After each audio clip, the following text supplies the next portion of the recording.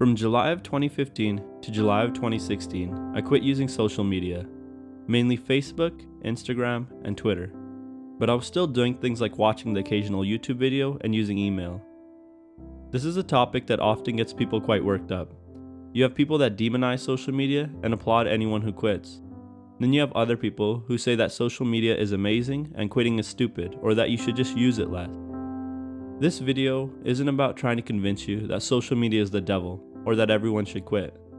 This video is just a reflection on my own life about why I quit, what I learned, and how I use social media now. So I'll start with why I quit. The main reason I quit was that I was compulsively checking social media. I was wasting lots of time on it. When I got up in the morning, the first thing I would do is roll over and check all my social media accounts. Anytime I was bored or in an awkward situation, I would pull out my phone and start scrolling through social media. It began to feel like a crutch. Instead of doing activities that I deeply enjoyed and created value for me, I took the easier but less fruitful action of scrolling through social media. I felt like I wasn't accomplishing very much in my life. Now I know what some of you are thinking. Why don't you just control yourself?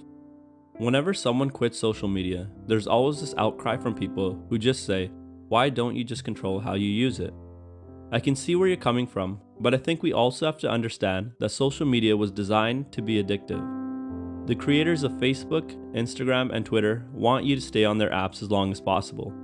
They pour millions of dollars into researching what humans find addictive and how they can better craft their apps to get you to stay on them and use them as long as possible.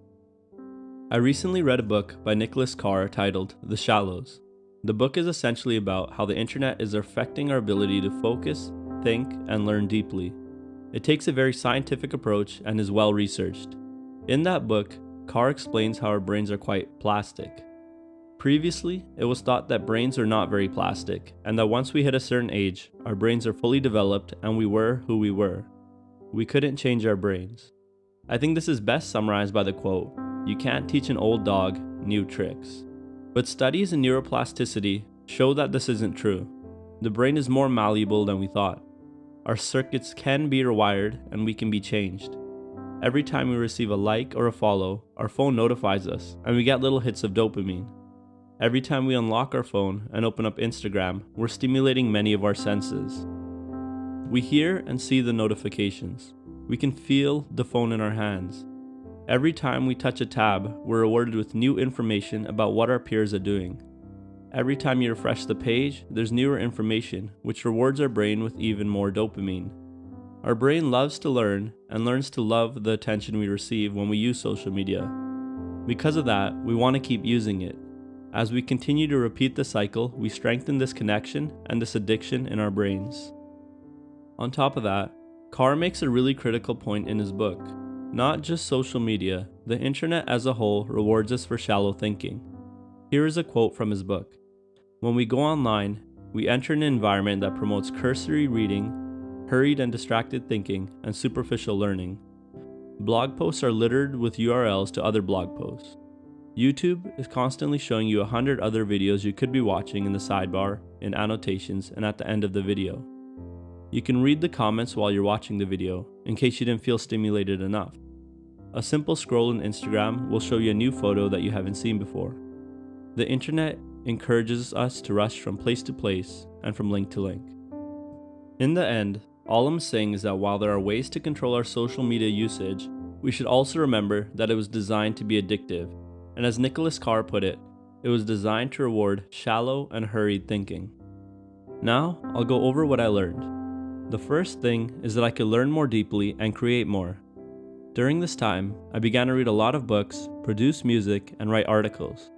I wanted to learn more deeply and to create more, and quitting social media provided me with a distraction-free environment to do these things. I became more productive because I didn't have notifications popping up and distracting me all the time. As I created more in my own room, I began to find out more about myself. I felt less influenced by what everyone else might think of me. The second thing I learned is that I won't miss out. Everyone has this fear of missing out when they leave social media. They think they'll be out of the loop. The truth is, the only thing you'll be out of the loop on is memes, gossip, and pop culture news. Things that are completely useless for your life. Some of you may be thinking, but what about those times when a disaster happened halfway across the world, and because of social media, we were all able to find out about it? That's the amazing thing about social media. We can get information like that out to the world in a matter of seconds. However, are people actually taking action once they hear about these disasters? Or are they just hearing about them and talking about them? Also, what if we created an app where everyone could link their credit cards to, and anytime a disaster happened, people could read about it and then decide whether they wanted to donate money to help? Is social media really necessary for communicating these disasters?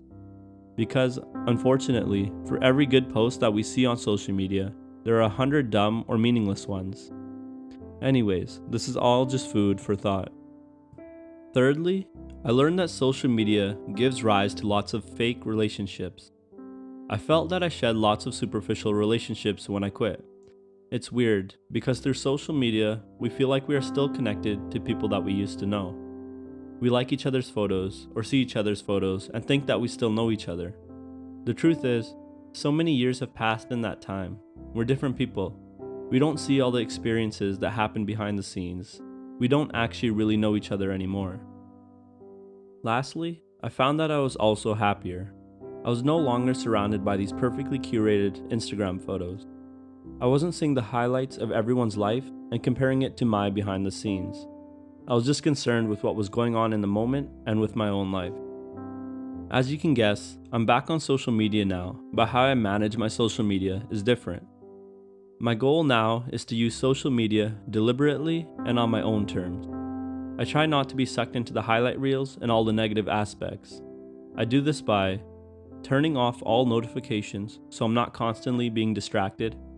I check social media when I feel like it, and I only browse and post deliberately.